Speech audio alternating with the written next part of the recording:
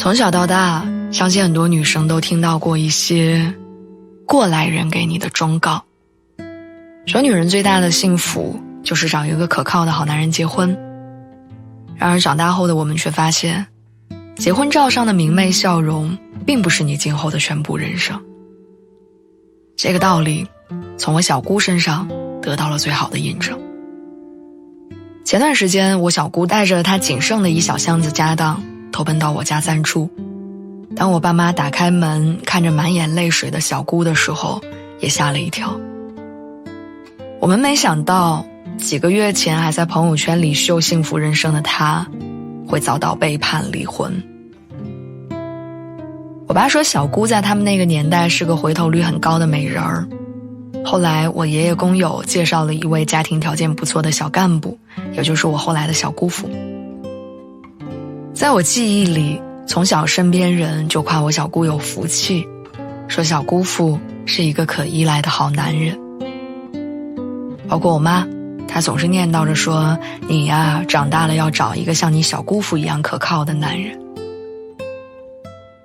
但后来的故事，我们都没想到。小姑离婚之后，完全失去了生活能力，没车没房没工作，不但争取不到孩子的抚养权，养活自己都是问题。后来大家又说小姑遇人不淑。在我看来，不管是谁，不管爱谁，把太多选择权交给别人，也都要承担被动的风险。所以与其等别人给我们撑伞，不如学会给自己打伞。刘敏涛曾经在演讲中说，循规蹈矩的生活并没有给我带来预期的幸福，反而让我在本该神采飞扬的大好年华过得卑微而沧桑。他从小家教森严，认真读书，中戏毕业之后遇到了爱情，随后就顺理成章地在家相夫教子。他的前半生在外人看来的确是正确的，但婚后过于依赖丈夫，变成了一个面目模糊的贤内助。面对丈夫的冷漠和常年的夜不归宿，她越来越被动，也自卑。直到她连买一个冰淇淋的钱都要伸手跟丈夫要的时候，她才醒悟，决定离婚，去找回自己的人生。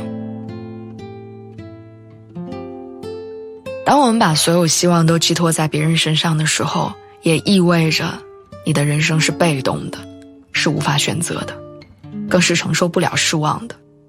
任何风险都会将你打得措手不及。即便你做得再完美，也不能保证这一切永远不会变。就像张幼仪，在他们那个年代再完美不过的妻子，她谨小慎微，对丈夫言听计从，事事以丈夫意愿为先。然而面对这样恭顺的妻子，徐志摩依旧为了新欢向她提出离婚，让她打掉腹中的孩子。福无双至，祸不单行，即使她坚持生下孩子，也在3岁不幸夭折。正是这种极致的痛苦，才重塑了张幼仪开挂的后半生。她意识到这个世界上能够依赖的人只有自己，于是她去德国学习工作，拼命充实自己。回国之后定居上海，开了服装公司。她做的女装在当时的上海风靡一时。再后来，她被上海女子银行聘请，担任副总裁，摇身一变成了金融界的传奇人物。张幼仪的人生是从她决心离开徐志摩之后开始的，从一无所有到无所畏惧，她经历了无数。